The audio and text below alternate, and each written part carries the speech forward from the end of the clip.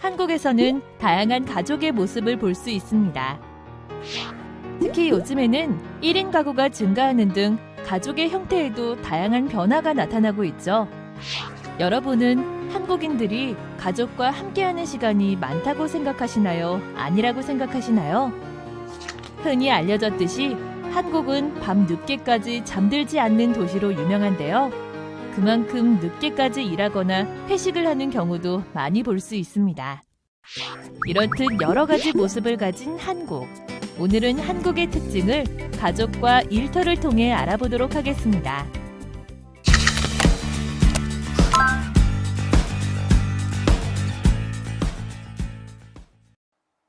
안녕하세요. 여러분은 어떤 가족 형태를 가진 가정에서 살고 계신가요? 또 여러분이 알고 있는 가족 문화에는 어떤 게 있나요? 이번 시간 제일 첫 내용으로 한국의 가족 형태의 변화와 가족 문화의 특징에 대해 알아보겠습니다. 한국의 가족 형태는 어떻게 변화하고 있을까요? 과거에는 결혼 후에도 부모와 같이 사는 자녀가 많아서 조부모, 부모, 자녀 등 여러 세대의 가족이 모여 사는 확대 가족 형태가 일반적이었지만 산업화와 함께 큰 도시에 학교와 회사 등이 많이 생기면서 공부나 취업을 위해 부모와 떨어져서 생활하는 자녀들이 많아졌습니다.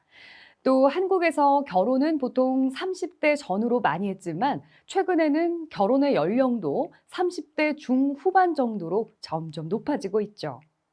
이렇듯 결혼 연령과 독립의 증가로 인해서 이전과 달리 부모와 미혼 자녀가 함께 사는 핵가족 형태를 주로 볼 수 있게 되는데요.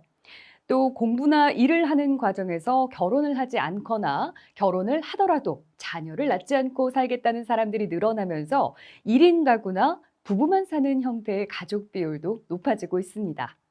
자, 그럼 이어서 가족 문화의 특징을 알아보겠습니다. 한국인은 개인의 행복뿐만 아니라 가족 간의 유대 관계를 중요하게 생각합니다. 그래서 명절, 또 조상의 제삿날, 가족의 생일, 어버이날 등이 되면 멀리 떨어져 있던 가족들이 한자리에 모이는 경우가 많죠. 그리고 전통적인 한국의 가족은 유교, 효 사상 등의 영향으로 가족 구성원 간의 서열이나 역할을 명확하게 나누기도 합니다. 하지만 사회 변동과 함께 가족 형태와 가치관이 달라지면서 가족 구성원의 역할과 가족 문화에도 변화가 생겼는데요. 예를 들면 가족의 중요한 일을 남자 어른 혼자 결정하지 않고 가족 구성원이 함께 의논해서 결정하거나 집안일이나 육아에 부부가 함께 참여하는 모습이 늘어나고 있고요. 또 명절이나 생일에 가족이 한 집에 모이는 대신 가족 여행을 가는 경우도 많아지고 있습니다. 알아두면 좋은 플러스 팁. 이번 팁은 어떤 내용일까요? 1인 가구가 증가하면서 어떤 변화가 생겼을까요? 요즘 1인분 반찬, 한 끼 신선식품 같은 소포장 상품, 또 소형 가전 등 1인 가구를 겨냥한 제품이 계속 등장하고 있습니다. 결혼 시기가 늦춰지고 이혼율 증가, 고령화 현상 등이 나타나면서 1인 가구의 비중이 30%에 가까워졌는데요. 이로 인해 주택, 식품, 가전제품 등 산업 전반에 큰 변화가 일어나고 있습니다. 작은 크기의 집을 찾는 사람이 늘어나고 있고 또 대형마트나 편의점에서는 혼자서 간단히 먹을 수 있는 간편식 매출이 급증을 했습니다. 작은 크기의 가전제품도 많아졌고요. 또 가전제품 사는 것 자체를 번거로워하는 1인 가구를 위해서 가전제품을 빌려주는 서비스도 늘어나고 있습니다.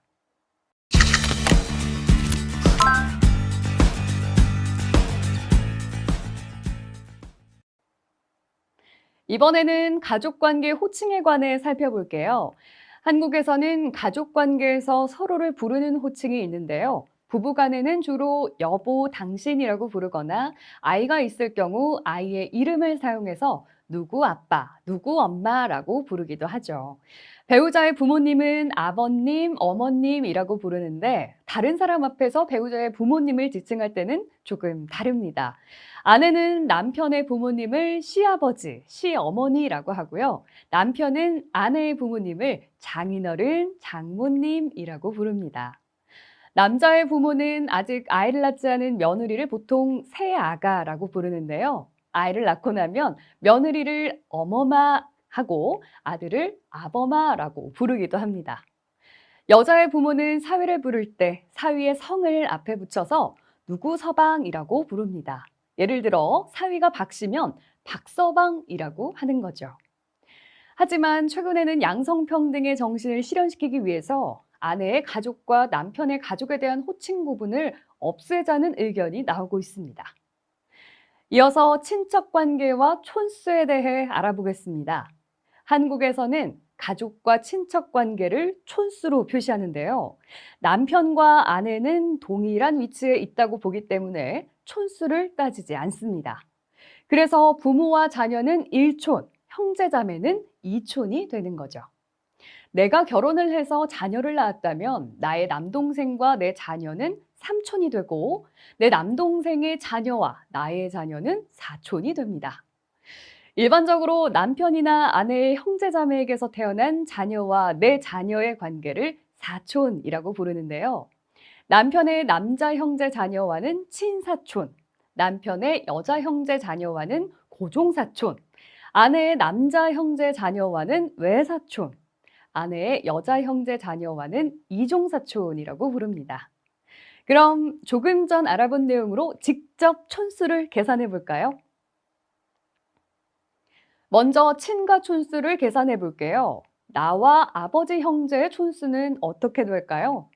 나와 아버지 사이는 1촌, 아버지와 아버지 형제 사이는 2촌이 되니까 더해서 3촌이 됩니다. 외가에서도 친가와 촌수 계산하는 법은 같은데요. 그렇다면 어머니 자매의 자식의 촌수는 어떻게 될까요? 나와 어머니 사이 1촌, 어머니와 어머니 자매 사이 2촌, 이모와 자식 사이 1촌, 다 더해서 4촌이 됩니다. 알아두면 좋은 플러스 팁. 이번 팁은 어떤 내용일까요? 관계와 호칭에 대해서 더 알아볼까요? 남편의 가족을 부를 때와 아내의 가족을 부를 때 호칭이 다릅니다. 남편이 아내의 가족을 부를 때를 먼저 살펴볼까요? 아버지와 어머니는 각각 장인 어른, 장모님 혹은 아버님, 어머님이라고 부릅니다. 오빠는 형님이라고 부르거나 남편보다 어린 경우 처남이라고 부르고 오빠의 아내는 아주머니라고 부르죠. 언니는 처형, 언니의 남편은 형님 혹은 동서로, 남동생은 처남, 남동생의 아내는 처남댁이라고 부릅니다. 여동생은 처제라고 부르고요. 여동생의 남편은 동서 혹은 누구 서방이라고 부르죠. 아내가 남편의 가족을 부를 때는 어떨까요? 아버지와 어머니는 각각 시아버지와 시어머니 혹은 아버님, 어머님으로 부릅니다. 형은 아주버님, 형의 아내는 형님, 누나도 형님, 누나의 남편은 시매부 또는 고모부로 부릅니다. 남동생은 도련님, 남동생의 아내는 동서, 여동생은 아가씨, 여동생의 남편은 시매부 또는 고모부라고 부릅니다.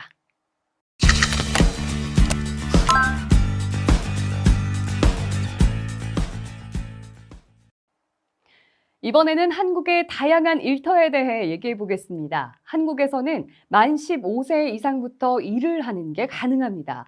하지만 일반적으로 고등학교 졸업 후에 10대 후반이나 대학교 졸업 후 20대 중후반쯤에 일을 시작하는 편인데요. 최근에는 취업난으로 인해서 일을 시작하는 나이가 더 늦어지는 경우가 많습니다. 취업 후에는 대체로 60세 전후까지 직장 생활을 합니다. 하지만 요즘은 평균 수명이 길어져서 은퇴 이후에도 경제적 이유나 자아 실현, 사회 공헌 등을 위해서 새로운 직업을 갖거나 창업을 준비하는 사람들이 많아지고 있습니다. 한국에서 취업을 준비하는 사람들 중에는 안정적인 직업을 선호해서 공무원이 되거나 공기업에서 일하는 걸 희망하는 경우가 많습니다. 이런 직장은 다른 곳에 비해 근무 기간이나 근무 환경이 안정적이지만 뽑는 인원수가 많지 않아서 경쟁률이 높은 편입니다. 또 대기업에서 일하기를 원하는 사람도 있습니다. 대기업은 임금이 높고 직원에 대한 복지 혜택도 많아서 인기가 높은데요. 그 밖에 다소 규모가 작은 중소기업에 취직하거나 일정한 소속이 없이 자유계약으로 일하는 사람들, 또 직접 회사나 가게를 만들어서 사업을 하는 사람들도 있습니다. 한국인의 다양한 일터에 이어서 여성의 경제 활동에 대해 살펴보겠습니다. 과거에는 직장인 대부분이 남성이었지만 남녀의 대학 진학률이 비슷해지고 여성의 사회 진출이 활발해지면서 일하는 남녀 비율의 차이가 크게 줄어들었는데요. 경제 활동을 하는 여성이 많아지면서 직업별 남녀 간의 불균형도 조금씩 완화되고 있습니다. 그리고 남편과 아내 모두가 일을 하는 맞벌이 부부도 증가하고 있지만 결혼을 한 여성 중 상당수는 출산과 양육 문제로 직장을 그만두기도 합니다.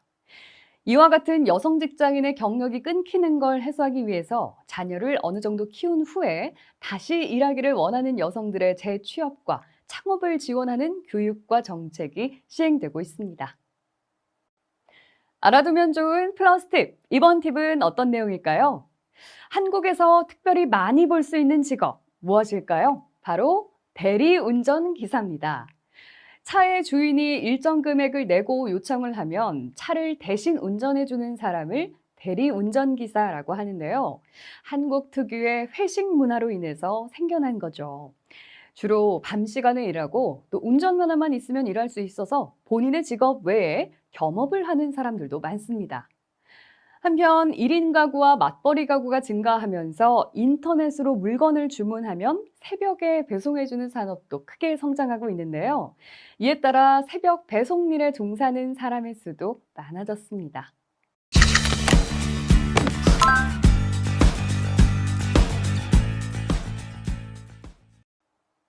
이번에는 직장 근무 시간과 근무 유형에 대해 함께 알아볼게요. 한국의 관공서나 회사는 일반적으로 오전 9시부터 오후 6시까지 일합니다. 낮 12시 전후로 1시간 정도의 점심시간이 있어서 하루에 8시간 정도를 근무하는 셈인데요.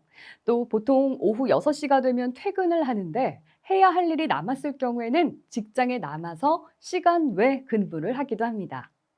그래도 일주일 동안의 총 근무 시간은 2020년 기준 52시간 이내여야 합니다. 근무 시작 시간과 종료 시간이 명확하게 정해진 정규 근무 외에 일정한 기간 동안 근로해야 하는 총 근로 시간만 정하고 시간을 효율적으로 활용하도록 하는 탄력적 근로시간제를 운영하는 회사도 있습니다. 대부분의 직장에서는 월요일에서 금요일까지 5일을 일하는 주 5일제가 적용되지만 일터의 특성상 주말에 일을 해야 하는 경우 평일에 쉬기도 하는데요. 24시간 운영하는 찜질방, 편의점, PC방이나 경찰서, 소방서, 병원, 항만, 공항 등에서는 직원들이 서로 차례를 바꿔서 일하는 교대 근무를 합니다. 다음으로는 한국의 직장 문화에 대해 말씀드릴게요. 한국에서는 근무를 마친 후에 종종 회사 직원들끼리 회식을 하는 경우가 많이 있습니다. 회사 직원들끼리 친밀한 관계를 형성하기 위해서 또는 축하나 위로를 받아야 할 직장 동료가 있을 때 회식을 하는 경우가 많은데요. 회식하는 날은 식사와 이야기가 밤 늦게까지 이어지기도 합니다. 하지만 최근에는 일과 삶의 균형을 추구하는 문화, 개인의 의사를 존중하는 문화가 확산되면서 회식의 빈도가 줄어드는 경향을 보입니다. 그 대신 회식을 하더라도 술이나 식사 대신 직장 동료들과 함께 영화나 공연, 스포츠를 즐기는 등 모두가 참여해서 즐길 수 있는 회식으로 변화하고 있습니다. 알아두면 좋은 플러스 팁, 이번 팁은 어떤 내용일까요? 한국 직장인들은 1년에 며칠 정도 휴가를 사용할까요? 2018년 기준 14일의 휴가를 사용했는데요. 한국 직장인은 2018년 한 해 평균 15일의 유급 휴가를 받아서 이 중 14일을 사용한 것으로 조사됐습니다. 평균 사용일수가 8일이던 2016년보다 6일, 평균 10일이던 2017년보다 4일이 늘어난 수치인데요. 조사 대상 국가 중 한국이 가장 높은 증가율을 보였습니다. 이러한 결과는 일과 삶의 균형을 추구하는 워라밸 문화의 확산, 주 52시간 근로제 시행, 그리고 정부와 기업의 휴가 권장 분위기가 더해지면서 나타난 것으로 보입니다.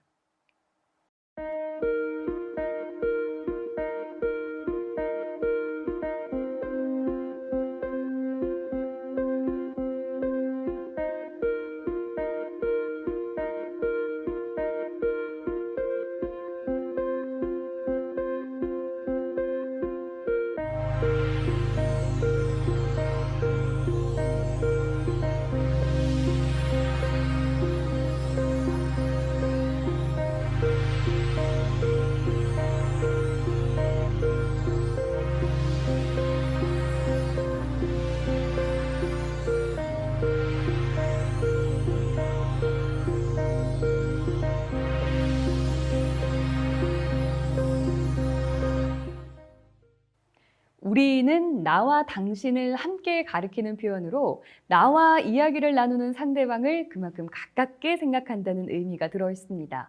그래서 한국 사람들은 자신의 가족을 다른 사람에게 얘기할 때 우리 엄마, 우리 남편, 우리 애들과 같이 우리라는 표현을 많이 씁니다. 또 가족 대신에 식구라는 표현을 쓰기도 하는데요. 이 식구는 한 상에서 같이 밥을 먹는 사이라는 뜻입니다.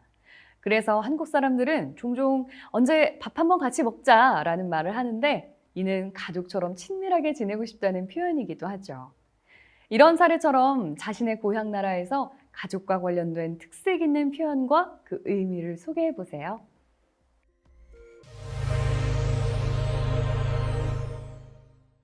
직장인을 대상으로 일과 직장 내 인간관계에 대해서 조사했더니 응답자의 81%는 일과 사람 중 회사를 그만두는 것에 더 영향을 끼치는 건 사람이라고 답했습니다. 또 업무 관련 스트레스보다 인간관계 스트레스가 훨씬 심한 것으로 조사되는데요. 갈등을 해결하는 방법으로는 가급적 갈등이 생기지 않도록 피한다는 대답이 가장 많았습니다. 또 혼자 속으로만 참는다, 이직이나 퇴사를 준비한다 등의 소극적인 대응이 줄을 이뤘는데요. 이건 갈등의 대상이 주로 자신들보다 높은 지위에 있기 때문인 것으로 나타났습니다. 여러분은 한국에서 직장 생활을 하면서 겪었던 인간관계 중 도움을 받았거나 힘들었던 경험이 있나요? 한번 얘기해 봅시다.